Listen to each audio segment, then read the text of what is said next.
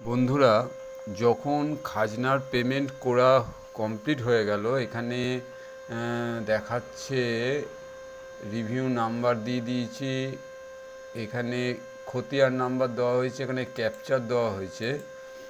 capture দিয়ে যখন আমি